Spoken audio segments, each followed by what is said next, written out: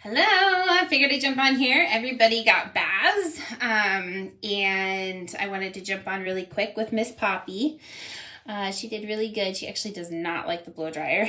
We've worked with her multiple times with it. She is the one that still is consistent in not wanting to be blow dried. I do use a really big blow dryer. It's like a groomer blow dryer when they get this big, and so, which is important, I feel.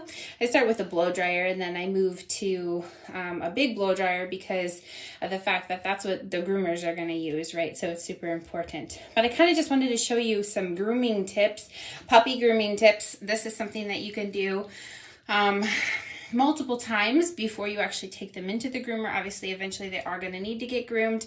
I always talk about grooming in different stages and different levels. Highest maintenance, that's Mango. Actually, I'm super pregnant right now, and so Mango I'm actually taking into a groomer tomorrow to get her hair done because she is curly. She is curly, and she's the hardest for me to groom. She's got the thickest hair.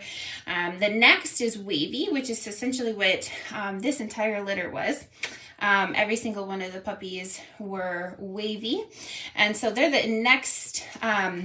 I'd say that they're the easiest. You get like the cute doodle look, but they're wavy, so you don't have like the thick curls. She's all like brushed out, and I don't know if you can see right now. She's like, this is boring. But you can see like she's really fluffy and stuff, but as her hair matures, she won't have that super tight curl, and she'll be easier to groom. It won't take as much time. And so a couple different tools that I use. I just use these. They're like a curved scissor with a ball on the end. Now I don't have any grooming. Oh, you like the smell of those? What's that? Yes. I don't have any grooming background, other than just kind of self-taught, I guess. Hi, Jessica. And so, I'm sure that there's probably groomers that watch this and are like, oh my gosh, that's totally the wrong tool. Well, I'm sure it probably is, and eventually maybe I'll take a groomer's course, but for right now, that's just kind of what I do. So I really like this one for around their eyes. When the puppies start to get a little older, the hair starts to just kind of, which hers is actually really good, kind of starts to cover their little eyes. Hi, Susan. And so what I'll usually just do is I take these little curved scissors and I just trim. Well, let me see if I can show you. I trim right here like this. And then I just trim right here like this with her. And so I'll just do that with her right now. I just kind of get the hair kind of just to lay the way it naturally lays. Hi, honey. Hi, you're so good. Yes. And then I just bring it up. I curve towards the puppy. So let me see, like this. So I curve towards and I go up, and then all I do is trim off that little bit that covers. And then you can go down like that too. Another thing I like to do is for them to hear the snipping sound. So a lot of the times I'll just do this. What do you think? Yeah, because that sounds funny. So I do that. Okay, the other tool that I absolutely love. Now she's been brushed out. Hang on, let me step back first. She's been brushed out with this brush. Now, this brush is amazing if you use it the right way, but a lot of the times people just like, they just brush the surface like this, and they're like, I groom. And I'm like, do you groom or do you groom? Because a lot of the times when I'm grooming my dogs, I have to pull their hair like this, and then I groom and I pull the hair back out of my hand with my other hand. And what that does is it makes sure that you're getting down to the skin. Now this brush, I really love it because it has this curve. This is a Christensen brush. It's like a $70 brush, but as soon as I bought this brush, I've never used another brush. I really like it. One of the things I always tell people too is it's good for the puppies to smell all your stuff, but what you don't want them to do is bite at the things. You don't want them to do that. You want to correct them. You can get a little smaller one too. I probably should get a little smaller one for the puppies because this is the one I use on all my big dogs, but I don't know. It works really well. You're just doing so good. You are.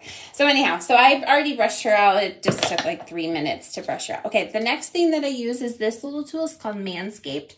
It's actually really funny. I bought one for the dogs, and then my husband actually uses it to trim his face because it's really gentle. Like you can run it. Essentially, You can hear the buzzer. You hear it too, yes. But you can run it like against your hand, and it's so gentle. And so what I'll do, it's a little harder, but what I'll actually do is I'll come in here with their ears, and I trim this piece out. Now I've been using grooming stuff on these guys, so they're pretty used to it. But all I do is I trim that little piece right there, and what it does is it kind of keeps the ear open, so the moisture can't get stuck in it, especially in the Pacific Northwest where we are. Like, it's super important to keep their ears clear of moisture because, oh, tickle. Because of the fact of all the moisture we have here, right? So essentially I just groom that little, just that little blip that comes up. Sometimes I'll like pull the hair like down like this, and then I'll just trim it off. That's all I'm doing is trimming it off. I've had more problems with groomers, or even sometimes like vet techs or whatever, pull the hairs out of their ears. And usually I tell people, like, don't do it unless you have a problem. Can cause so much irritation and red, inflammation and all that kind of stuff. And so what I find is that just trimming this big out layer right here is really important and good. And so I do that, okay? The other thing I use with this, and let me see if I can position her in the right way, it's really great for trimming booties. Booty trims are really great for that. But the thing I love most about it is actually in between their paws. And yay, you're doing so good, Miss Poppy. So I think you can see. Hopefully you can see. Oh, there we go.